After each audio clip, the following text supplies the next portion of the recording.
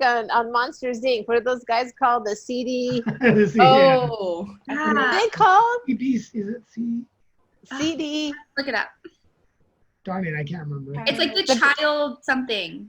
Child. That's right. Child something AG or CPA. I don't know. How did I don't know.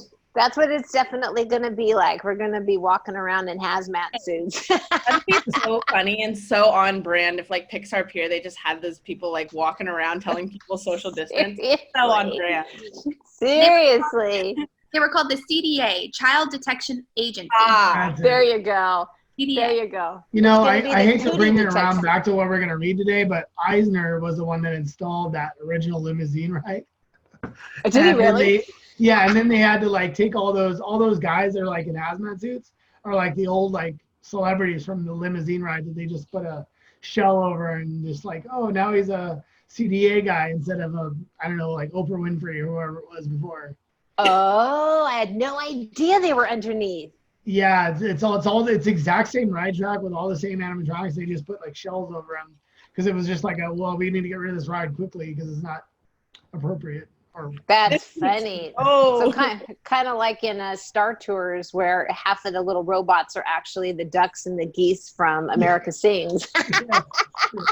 Called recycling at its best. Well, before you get off the call, I wanted you to tell you that this book did make me appreciate Eisner because I've never appreciated him. That's good. He's always been like painted as like the guy that kind of like lost it, you know, but yeah, he did lose it. But you know, to your point, I think, Judy, what's the meeting ID? Hold on, I'll send it. I think he came on board at a time when we really needed him. I think that was the one point in our life in which, you know, Disney could have been bought out. So it was important that he came on board. It's kind of like like we said before, the Frank and Roy story, where it was Michael Eisner and Frank Wells. And, you know, when Frank passed away and they didn't replace him, the yin and the yang got out of kilter. Yeah. And even in this chapter, it was like talking about how they really worked together and how the teamwork was the most effective way. So Yep. It makes sense. It does. And it sounds like Eisner didn't have a whole lot of trust in people, like for most of his business career, but Frank was the one person he trusted. And when Frank passed away, Jeffrey Katzenberg actually wanted Frank's job. And Michael Eisner said no. So he left and he ended up going to DreamWorks. Wow. Yeah. Scandalous. Well, how a pretty big 4-minute walkthrough of Epcot, and I needed the audio because it's just a kid running by saying what it is, and there's really no reason to have that. Why did that just make me sad? It's seeing a picture of Epcot. And then that little kid runs by and he just says like, I don't know, like America or Canada or whatever. So that's all he's saying. You guys really want to watch this video later, but give us a quick tour of that while I read real quick. All right, let's see. We read about chapter 11 and 12, and the first part was about Tokyo Disneyland. Frank Stenick was one of the key sources for the story. The Oriental Land Company owned the land and needed to build, and 4 years of negotiations followed to come to an agreement. The Tokyo Disney Park is a traditional American Disney park, like Disneyland, with a few differences, including a covered shopping area in the front of the park.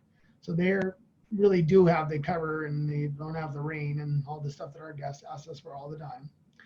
And there is no iconic train at the front. It's a highly successful park that has a candy store that has alone grossed more than $100 million annually, which made me think, my God, we don't really have a true candy store, and maybe we should get one. I guess like Main Street has something like one, but not $100 million worth, I can tell you that. They see 17 million or more visitors each year, so it's a very popular, very successful park. Frank was then tasked with finding a place on the European continent for Euro Disney. The end of the chapter deals with Nunes's attempts at a takeover with his intimidation tactics. I'm going to get back to Nunes and Sklar later because I have a question I want to ask you guys about that. So there were potential take of this chapter 12 when Eisner's coming on now. Potential takeover rumors were around, and then Eisner was appointed as CEO before the takeover ever happened. And then Eisner and his 14-year-old son took a tour of WED and were impressed with the projects that they had planned They even, in fact, greenlit a ride that I've never heard of called the Zippity D River Run, so whatever that is. I'm just a joke, Splash Mountain, of course. But it's now something even a little different than that, which is ironic that we read this chapter this week because they're changing. Interesting timing to read about that, obviously. Eisner wanted something quick and came to the idea for Star Tours, but that was 3 years, which wasn't quick enough for him. So then they had another idea, which was Captain EO, which was a 2-year timeline. So they went ahead with that. Eisner's time would seem summed up best by shooting from the hip and doing little to no homework, like when he walks into the Blizzard Beach pitch meeting and just says, that's the one I want, doesn't read about or hear about the other ideas at all. But then again, I've always been an Eisner hater, and he did a lot of good things in the beginning. So I have to say, in the beginning, the guy was on point and doing the right things. Eisner's eye was often spot on and early in his career, they say. For instance, the bug's life in the Tree of Life was actually a really good idea. So there you go. I had a great quote from that chapter. It says, if you want your name in lights, you are in the wrong organization. And no kidding, we are a team. Very few of us ever get any, we're the Disney team. Disney's the name. We take credit for nothing. Frank Wells was the number 2 man, was totally driven marketing guru. The story most showing of this was his 21-hour trip from vacation to New York to a pitch meeting, because he basically called Sklar up, said, I need you to take a 21-hour trip away from your vacation to New York to help me do a pitch meeting at like 7 a.m. in New York. And then he went back to Cali, did this like bus, train, plane, stagecoach. It's crazy. It was a crazy trip. And he was able to seal that deal. And then the MGM Studios licensing agreement was the last part of it. Now, when I went in 2005, it was actually still MGM Studios. So that was how long ago it was since I went there. So the question I want to ask you guys was the idea of tension creating good things, such as the idea of Sklar and Nunes. We later hear about that story where Sklar jumps down Nunes's throat when he calls the other guy a young man. But there's also the idea of the tension being a good thing and maybe creating good things within the company. So I want to ask you guys, what did you think about that? Can sometimes tension lead to, harnessing things? I think maybe with a little bit of respect it can, but we don't know. So I'll ask you guys that question. Let's start today with Jessica. All right. Hi, Tamara. I just wanted to pop in and say hi. We're working from home and I got a meeting in like 10 minutes. So okay. Do you want to share, or do you want to just? I miss you guys. I miss our book club. So but we were watching a 4-minute tour. We got a lot going on, so there's a lot of really cool things coming down. Oh yeah. Tell us. There you go. You guys take care. I'll see you soon. Bye, Tamara. Okay. Bye. You. Glad she got to stop in anyway. Yeah. Cool. So yeah, I think we were going to Jessica, right? Yes, me. Okay. So when we first started all of the sign language, the first sign that I taught was help. But we mentioned last week we wanted to know what it would look like if someone was asking for help. And so I was just going to do need, that you can combine with help. So you kind of make it's an X shape in the alphabet, and you face it forward and you do it like that. So need, help. And then remember, with help, it's a directional sign. So when you sign it, it's like help you, help me, help that person, help everyone. So depending on where you move it, if it's just like up, it's just a general help. But if you move it towards a direction, it means like help someone else.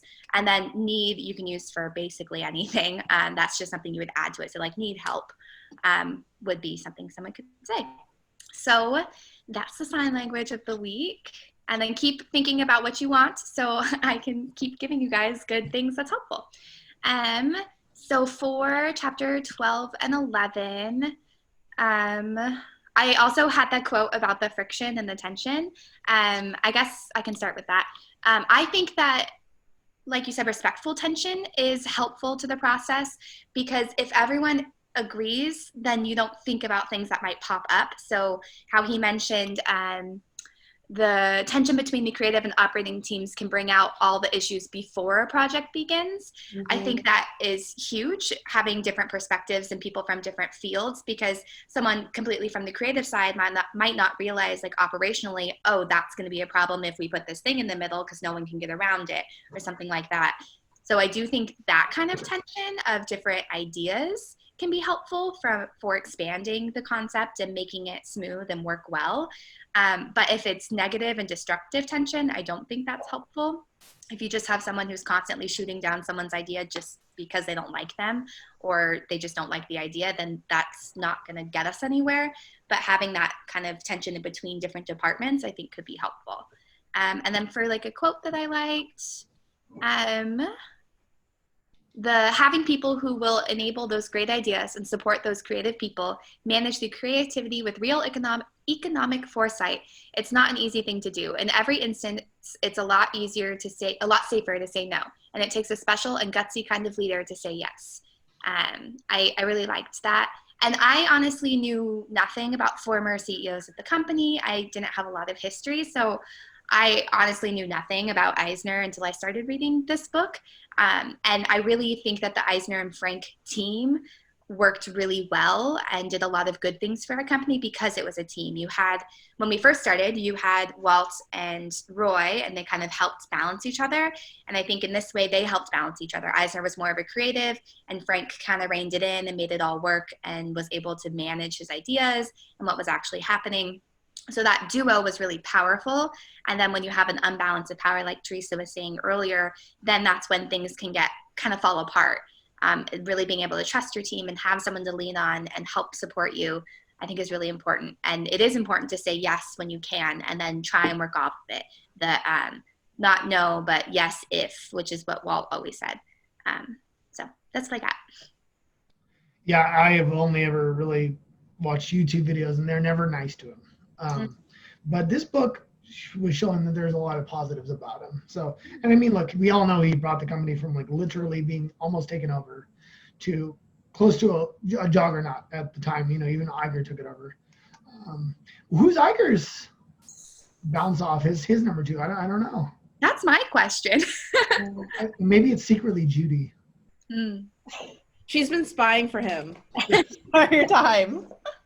I don't know. Does anybody know? Does Iger have a second? Or he maybe didn't need it because he understood that his perspective wasn't the one and final one. He wasn't arrogant enough to think that his was always going to be a great idea. Mm-hmm. You know, anything that he wanted to do. The people he was working with. Exactly. Yeah. So he had many number twos because everyone has a strength in something else. So like, for example, in the TV world, he was an expert on that, but he still asked for another perspective in terms of, you know, buying Marvel, buying Lucas, buying 20th Century. Like, you know, it wasn't just, I think this is a good move, so I'm going to make it. But he would ask several people that had different perspectives to either support or challenge him so that he could look at the whole thing and not just have a certain bias.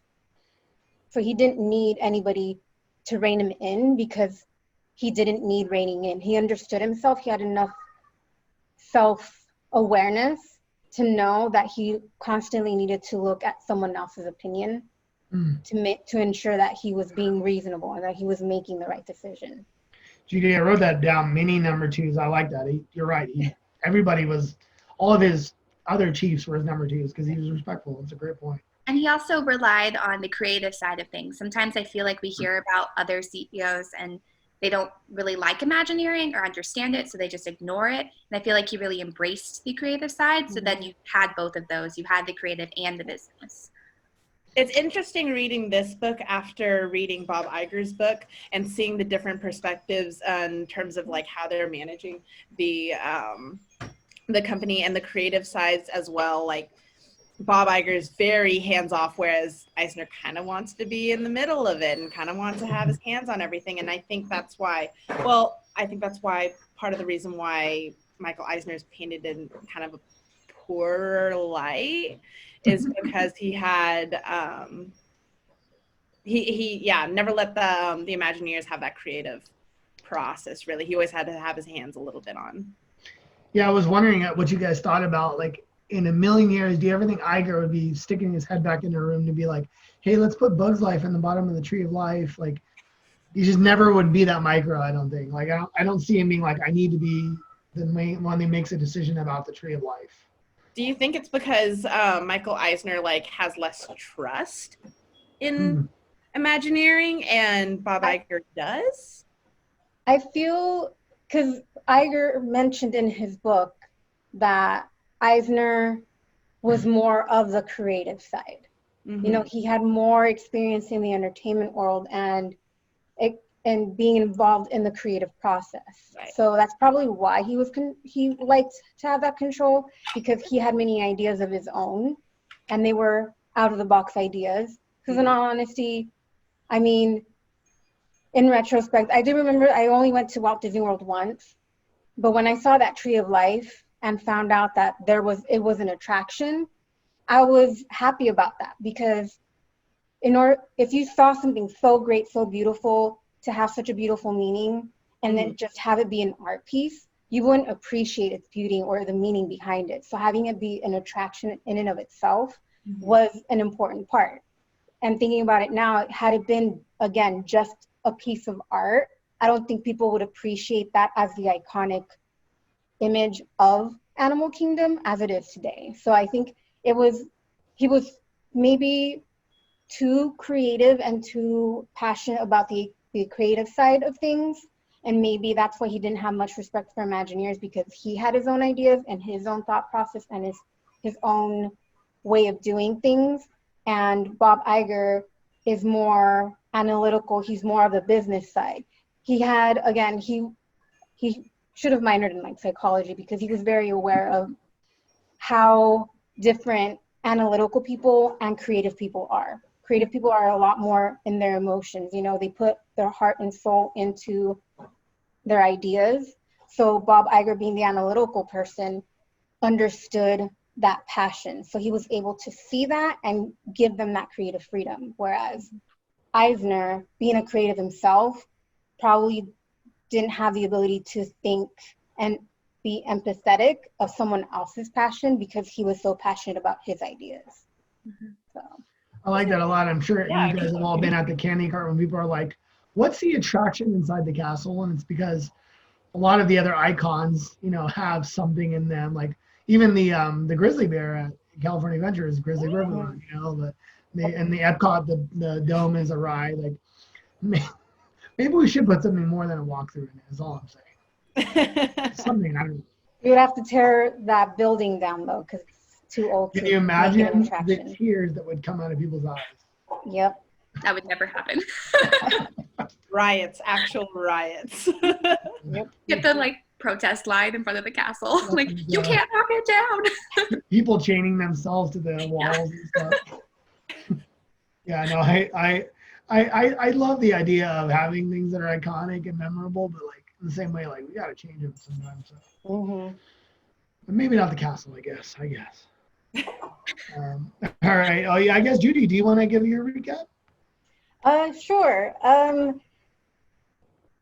I was surprised in chapter 12 seeing Marty's perspective, because again, we just mentioned the creative side. Marty seemed to respect Eisner because they were creatives, whereas Bob and a lot of people, I like Patrick, even reading this book, I'm still not a huge fan of Eisner because it was such a closed off way of leading. And, you know, and thinking back now, there's been articles that have mentioned, you know, a lot of like the film era of Eisner wasn't a memorable one, but I mean, when you look back now, you think of Hercules, you think of all those movies, you think of Atlantis. Never seen it, but a lot of people love it. But Sorry. Yeah, I haven't either, actually. But again, like they were still good. It's just we were probably putting them on a pedestal because of Walt's film era, and we're comparing them now to the reawakening of the film of Disney's film era. So they may have not have been instant successes, but that doesn't mean they're great movies. You know, there have been so many movies that weren't successful right off the bat, but when you watch them, they're amazing, you know? So it's probably because it's interpreted that way, we see Michael Eisner's tenure as not so great, but he did have his, you know, people still say I'm going to Walt Disney, or I'm still going to Disney, and that was his wife's idea, or she asked, and that's just an idea that Eisner got. Like, that is a great promotional, you know, slogan to make people think that anything wonderful that they want to celebrate, best place to go is to one of our parks. So that was interesting. As far as the whole newness thing, it depends. In this particular case, I feel like he felt above because he was one of Walt's favorites. So that got into his head in thinking that he had, you know, the right to do what he wanted to do because he was one of you know, the creator's favorites, and probably enjoyed too much creating conflict for the sake of conflict, not to motivate others. And that in and of itself is not a good way to, you know, work and have that type of relationship with your coworkers, because yes, it may motivate them, but now you have this reputation with your name on it, you know, like now I'm gonna think of those words that Marty mentioned from that book when I think of Dick Nunes, and that's I lost it, hold on, let me find it real quick. The management by intimidation. You know, that does not sound good, and the fact that I attach it to Dick Nunes now is, you know, like that's something I don't want to do. That's someone I don't want to be compared to, and I want to ensure that I'm not managing with intimidation, because again, like, you're creating conflict not to encourage and not to motivate others to try harder, but it's just because, you know, you need to create that conflict. So again, it does depend, but the way Nunes did it may not have been the best, because, you know, he was finally called out on his crap. You know, Marty had enough, and he told them, despite being a lot shorter and a lot smaller, to, you know, fudge you, don't be condescending that way, and don't ever tell anybody, listen here, young man, you know, like that, you know, that in and of itself, like,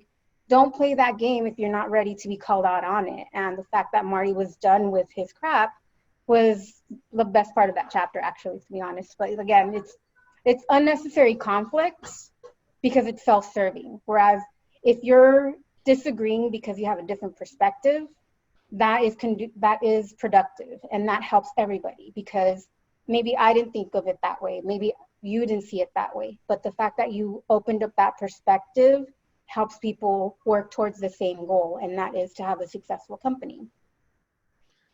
I love that. That's really good. I mean, I did like love the perspective from Marty, though, because he gets so mad that he curses on stage, which is so anti-Marty. But then he immediately apologizes to every guest who might have heard it maybe 20 years ago. Yeah. Marty, I don't think they cared, but, you know, it just seems like, I'm so sorry to any guest who, like, just protecting the brand, always protecting the brand, Marty. Exactly. I love him. Someday maybe all of us will get to be that protective of the brand, and that would be amazing. But that was awesome. Lauren, hold on, you're muted. Hold on. Hey guys. Oh, here we go. You're still muted. Sorry, here we go. Boom. My mom came out, and then she and our neighbor were talking and things like that, so I had to mute it. Anyways, how am I supposed to follow after Judy? Oh, I know. I should make her last next week, huh? Well, anyways, this was quite an interesting chapter. A part of me actually respects Eisner for how he wants to take a story and take it one step further with a bigger and like a wilder idea. I think it's because, like, I kind of relate to that usually.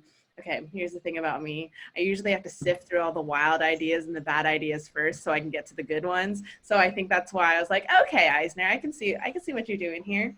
And in my opinion, like with his creative style, he had this passion for making it the best and making our company stand out among others, and making sure that our guests really connect with the stories. Like, yes, we were talking about how the stories weren't deemed as successful, but he always still wanted to make them relatable and make sure that they were inviting stories that guests wanted to be a part of. And then in like later on in the chapter they were talking about, I think it was so memorable for me at least, and so important to remember. He was talking about it's not an I business, it's a we business. And they were talking about like if your career is determined by one idea being shut down, like your pride and joy being shut down, then maybe you don't really deserve to be in this business. Maybe you just don't. I don't know. To me, it sounds like, you're not very good at taking criticism well and channeling that and pushing yourself to be better. And I think that's where the good tension comes in with the people that you work with, people that are going to challenge you and people that are going to make you improve your ideas and your work. But I also don't think that, in my opinion, that really tension is healthy all the time, because then it's kind of going to fester, and whether you knowingly have these biases or not, you might have to. That's at least in my experience what's happened. I've gotten into a couple disagreements with people where we've had tension, and then I can recognize, I'm not sure if this is because, like, if they're saying no, or they don't like my idea because of what's going on, or I don't like theirs because of what happened. So I think it's something that in Disney, outside of Disney, I think that tension should kind of be resolved and talked about and addressed. But I think in terms of that push and pull and the creative side, I think it's very powerful, and especially in our line of business, I think it's very useful. Yeah, I think we keep coming back to what Iger said. It's just all about respect. I mean, the guy just drilled that into our heads, but there was a reason. Because I think people, even in his book, he talks a lot about how people don't always agree with everything he says, but he respects what they say. Yeah. I think in the end we can see Nunes as a like the intimidation thing Judy talked about. That's not a way to lead, in my opinion, at all. We've all had leaders like that, and you end up maybe doing what they said, but you don't ever respect them, so then they don't ever get anything more out of you than just that one thing they ask you to do. Whereas, if you can get somebody to respect, you can get them to push themselves for the company and yourself, and the whole situation, they push themselves harder for it. So that's my opinion. Tension can be good though. Like I said, I have Natalie I bounced my idea off of her about the numbers for the area where I was trying to have us do better than Tomorrowland, which we never got to the end of it. That's fine, whatever. But she was like, how are you going to have everybody add up all these numbers like each time they do it? It's going to be so hard. And I had to go and invent a spreadsheet just to make that work. But I was about to introduce the idea without a really easy way to add the numbers. So like, there was a little bit of tension where I was like, don't tell me my idea is bad. But yeah, that she was right. There was no good way to do it. So sometimes that tension can be good. But yeah, I think it's like what we talked about. When me and Judy talked about at the lead meeting, radical candor, still being polite, still being respectful. The official part of the meeting is done, but I wanted to share one last screenshot. We've all seen it 100 times, but it's become one of my favorite things to think about. There it is.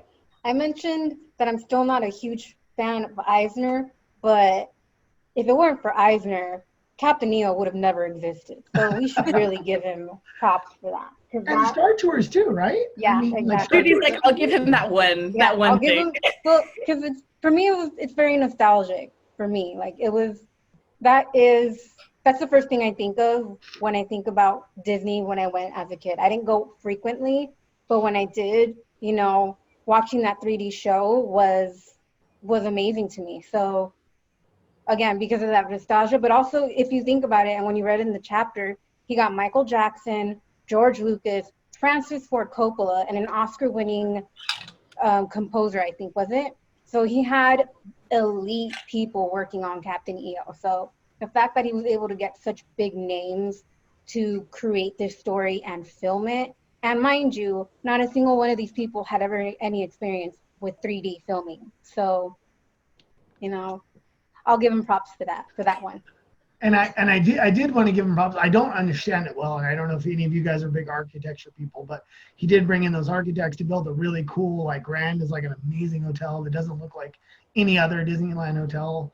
And you know, that part of it was good too. You know, bringing in those architects from the outside. Yeah. They made the hotels that were like a little more not as basic as the Disneyland hotel. But I mean, you know, I've stayed in like if you guys ever stayed in the Grand, that lobby, I mean, I'm sure we've all seen it. The lobby is like, you're like, wow, like I'm not in California anymore. I'm somewhere in the Redwoods, and it's amazing. Mm-hmm. Yeah. So yeah, he did some good We're in things. We all have to give him credit. This is the Eisner Love Hour. Well, I don't know if you guys have ever gone on. Have you guys ever gone on YouTube and watched any videos about any rides that were made during the Eisner era? There's nothing but just hatred for him. Really? Yeah, because I mean, you know, like for instance, like we were talking about earlier with Monsters Inc. How initially it was like the limousine ride, and it was very kind of tacky and thrown together, and then when Princess Diana died in the accident, it was like 5 days before the ride was supposed to open, so like they had to like change some things and throw some things around, and it was just, I don't know. And all of DCA was kind of like an afterthought. It was like, let's put $1 billion toward a carnival. And then, you know, when like Iger came, he redid it. He made it into this themed land with, you know, like the Cars land to tie it all together. And it was like, that's how you do a second park. Yep. Did they do California Adventure after Frank died, or was it? I think he died in 1999 or something like that. Am I wrong? Because California Adventure is 2001. So I don't know when Frank died. I think he was 1999. Because I think that was the golden era. Like, I think that when those two were together, it was magic. And then afterwards was a lot of the cutting costs, cutting corners, just trying to get things out there. And that's what fell apart. I'm not like pro Eisner or anything. I don't know enough. I need to do my research a little bit more. But from what I've read in the Imagineering story and stuff like that, it really seems like when they were together, the company moved forward. And then once he was gone, Eisner was just lost. And then everything just became a power grab and insane, and like no one knew what they were doing. Is that the big coffee table book they were talking about? I don't know. But when that's mentioned in the book that Eisner wasn't on board with? Yeah, he had to sell him on the financial sport or something like that. I was like, who cares? Like, I think after Frank Wells passed, he got paranoid because he didn't have that other person to balance him out. And he got paranoid into thinking that everybody around him, because of the reputation that had created because of his management style, he was paranoid that everybody wanted to usurp him because he just wanted to get rid of, you know, Eisner. So I think that's when he started making not the best decisions and afterthought decisions, because he was more worried about people wanting to get rid of him as a CEO rather than, you know, focusing on the creative. Yeah. He actually died in 94, by the way. Oh. So yeah, everything post 94. So they were together from 84 to 94 as a team. And then, yeah, after that he wasn't around. So, because I think Iger took over in 2005, right? So for 10 years, Eisner was on his own. Yeah. And I think it was Jeanette was talking about how there used to be these, like, I don't forget their names, like Disney arcades or something, but that was like one of the post-Wells Iger ideas. It was like, let's throw a bunch of money of Disney's money into an arcade to make little mini Disneys around the world, because we can't afford to build a Chicago Disney or whatever. Disney Quest. Disney Quest, that's what it was, yeah. Yeah. And that's when Disneyland Paris happened too, was I think post Wells, and it was just kind of like, we're going to build this thing, but they didn't take the time and the money to like really make it nice, I think. Yeah, you guys will have to. There's a YouTube channel that does like old Disney stuff, and the guy does one on. We were gonna make a early American history park in like right next to Gettysburg, and it was gonna be in the Disney style where we sort of, I guess whitewash is probably a bad term, but whitewash things, making like happy slave camps and stuff like that, and it got shut down pretty fast. But yeah, I'm trying to think of like Disney Frontier or something like that, but That would not be good. I didn't know a lot I'll send it about, out the link for you guys.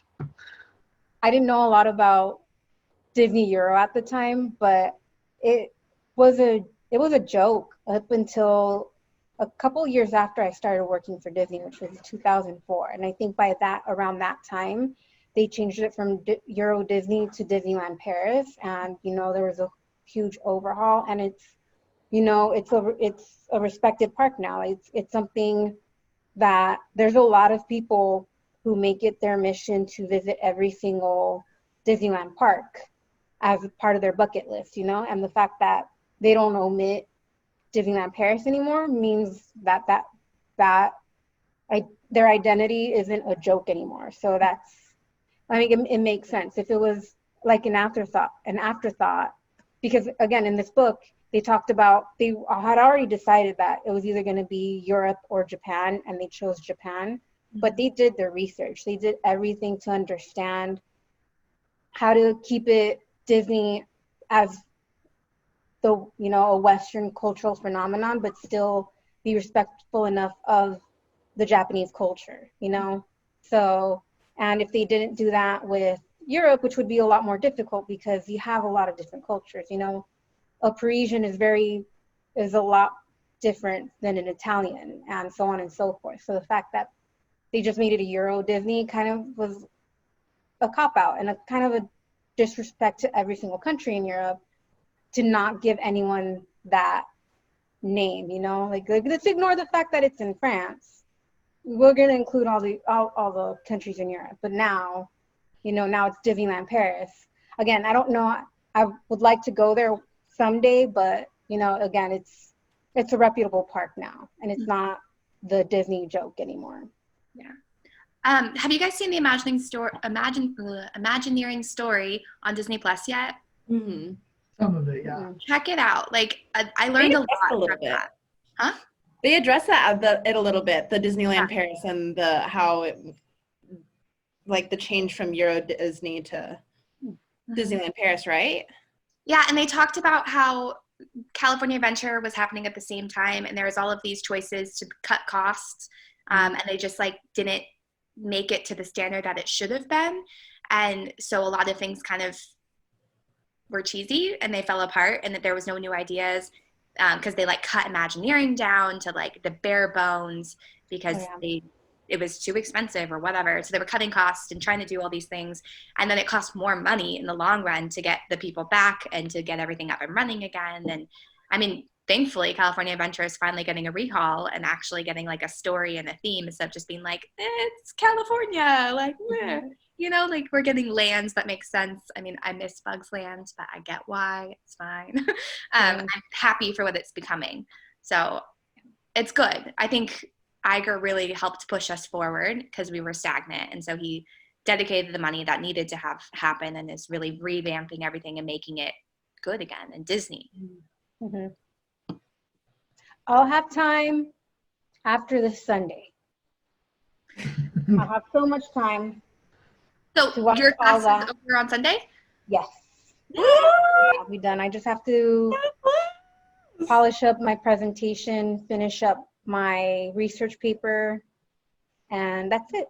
Then you're done. Yep. Wow. Done? Yes. Yeah, done. That's so exciting. Yeah. Yeah, I'm so excited for you. We'll have a little Zoom party.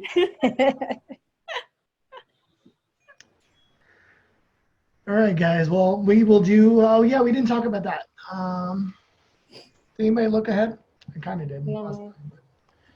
I think 13 or 14 one of them is long. Oh, 13 is like 3 pages. 13 short. So it would be rude of us to only do 13. Weren't we planning on doing like 3 chapters together coming up? Because I think 13 was so small. We got 13. 14 is not too long. It's like probably what one chapter has been for us normally lately. We can do 3 because chapter 15 has the same amount of pages as 13. Yeah, it's also short.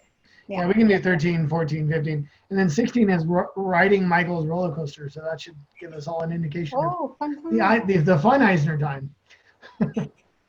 Yeah. So 13, 14, 15. Yes. 13, 14, 15. Sounds good. All right. When All you're right, ready. well, We're almost done. I know. And then we have our Jeanette's book, which is called something. How to be like Walt. That's it. And I that ordered- one looks really good too, by the way. I'm super excited. I love that we're doing this. I know I say that every week, but I said it really too. Or like people like when I say like, oh wait, sorry, I can't meet up at 12 on Monday. I've got book club. They're like, you have book club? And I was like, yeah, it's with me, the lead in the management team, and in true Disney fashion, we're doing Disney books. It's the best. I'm never branching out though. We got to learn our Disney history.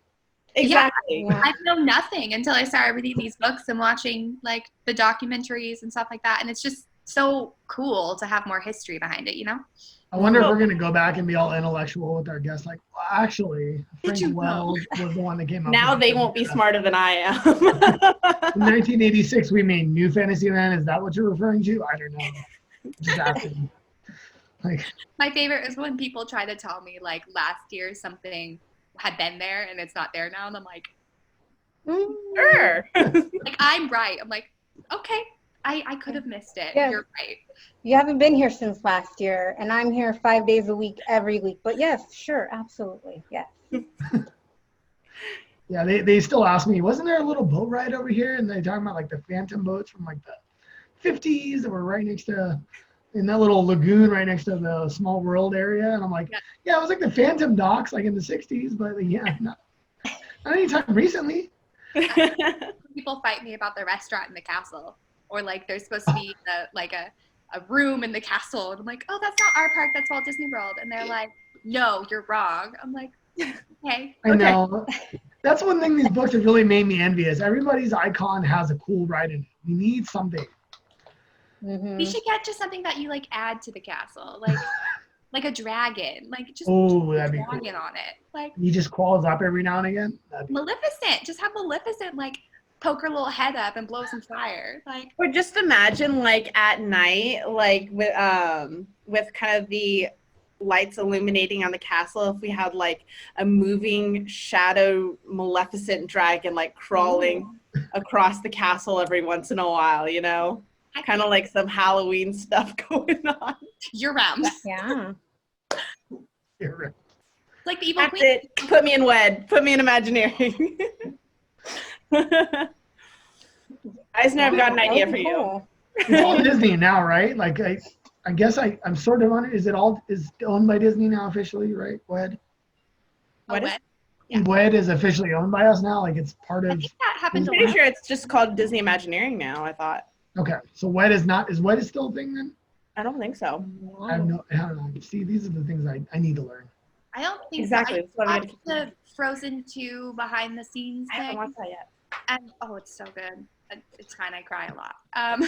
And I think it's now Walt Disney Animation Studios. It was WDAS on like everything. So I don't think WED is a thing anymore. I think they talk about an Imagineering story about how it's not WED anymore. Yeah. But I could be wrong. This is why I got to keep reading. Yeah. So that next time that a guest comes up to me and asks me, or tries to tell me, no, WED is still there. I'm like, I know if they had told me like, oh, Disney didn't used to own the monorail, I would argue with them and be like, you're wrong. Of course, like you're wrong. But we didn't. So I would have been wrong. But I'm glad I'm educating myself. Let's put it that way. All right, guys. 13, 14, 15. That shouldn't be that bad. Looks like reading wise. So I'll see you guys next week. bye, everyone. Bye. Bye.